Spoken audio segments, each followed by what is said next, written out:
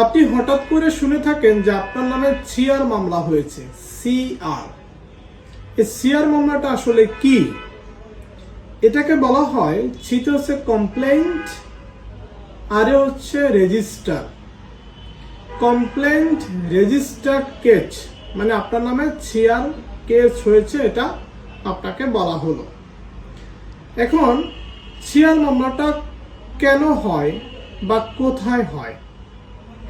মনে করেন আপনি একটা বিপদে পড়লেন, ঝামেলার মধ্যে পড়ে গেলেন, আপনার যে সংশ্লিষ্ট থানা রয়েছে আপনি সেখানে গেলেন।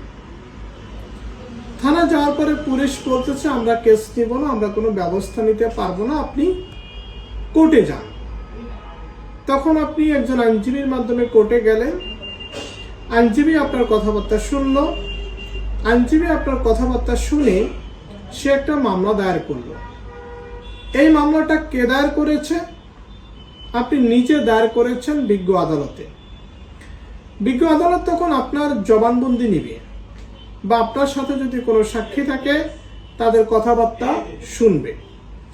আপনার কথা শুনে আর আপনার সাক্ষীদের কথা শুনে বিজ্ঞ আদালতে যদি মনে হয় যে মামলাটা চলবে বা তদন্তের আদেশ দেওয়া যেতে পারে, তখন বিজ্ঞ আদালত তদন্তের আদেশ দিতে পারে, অথবা আসামিদের প্রতি সমন দিতে পারে, অথবা আসামিদের প্রতি ওয়ারেন্ট দিতে পারে, অথবা মামলাটা খারিজ করে দিতে পারে যদি মনে হয় যে না মামলাটা চলার মতো না। তাহলে সিআর মামলা হলো সরাসরি আদালতে দায়েরকৃত মামলা, এবং সেখানে মামলাটা দায়ের করবে কে? যিনি অভিযোগকারী, যিনি ভুক্তভোগী, তিনি নিজে মামলাটা দায়ের করবেন এবং তার কথাবার্তাগুলো মামলায় তিনি যেটা লিখেছেন, যে অভিযোগটা করেছেন, এটা জজ সাহেব সরাসরি তার মুখ থেকে শুনবেন।